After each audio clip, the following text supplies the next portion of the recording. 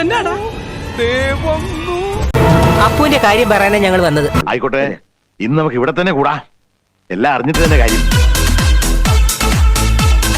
ഒന്ന് തീരുമാനിച്ച് നടപ്പാക്കണമെന്ന് ഞങ്ങൾക്ക് നിർബന്ധമുണ്ട്. നിർത്തടി. സാറിന് ടോയ്ലറ്റ് പോകാൻ പറ്റുന്നുണ്ടോ? ഫേസ് വല്ലാണ്ടിരിക്കണു.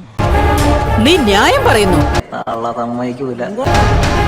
എന്റെ ദേവി മോളുടെ മുഖത്തടിച്ച് മുടിക്ക് കുത്തിപ്പിടിച്ച് വലിച്ചഴിച്ച് മുറ്റത്ത് കൊണ്ടുവന്ന് തള്ളിവളല്ലടി നീ. എന്നിട്ട് നീ ഈ പടി കടന്ന് വന്നപ്പോ ഞങ്ങൾ ആരും ദുർമുഖം കാണിച്ചില്ല. കാണിച്ചോ? തമ്പിയെക്കാളും കൊടിയ വിഷമാ നീയെന്ന് എനിക്കറിയാം. അതുകൊണ്ടാണല്ലോ ഒന്നും അറിയാത്ത പോലെ നീ ഇവിടെ വന്ന് അഭിനയിച്ചിട്ട് പോയത്. നിർത്തു പെണ്ണുപിള്ളേ.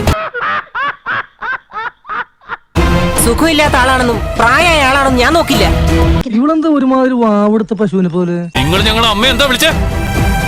ഇനി ഒരിക്കൽ കൂടി വിളിക്കാൻ ധൈര്യമുണ്ട് നിങ്ങൾക്ക്? എന്റെ മക്കളെ, പണക്കൊഴുപ്പിന്റെ അഹങ്കാരം കൊണ്ട് സ്വന്തം നില എന്താന്നറിയാതെ സംസാരിച്ച ഇവള് ഞാൻ എന്താണോ ഇങ്ങനെ ആയിപ്പോയത്? എന്നാടി വലിയ തമ്പുരാട്ടിയായത്. കാക്ക കുളിച്ച കൊക്കാവില്ല. എന്ത് വലിയ തത്വം നിറഞ്ഞ ഉദാഹരണം!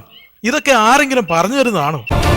നീ എത്ര വലിയ തമ്പുരാട്ടി ചമഞ്ഞാലും നിന്റെ തന്ത ആ അമരാവതിയിലെ രാഘവൻപിള്ള തന്നെയല്ലേ?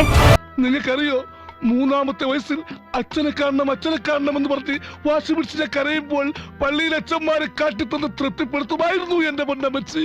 മതി, ഇനി കൂടുതലൊന്നും പറയണ്ട. എന്നാ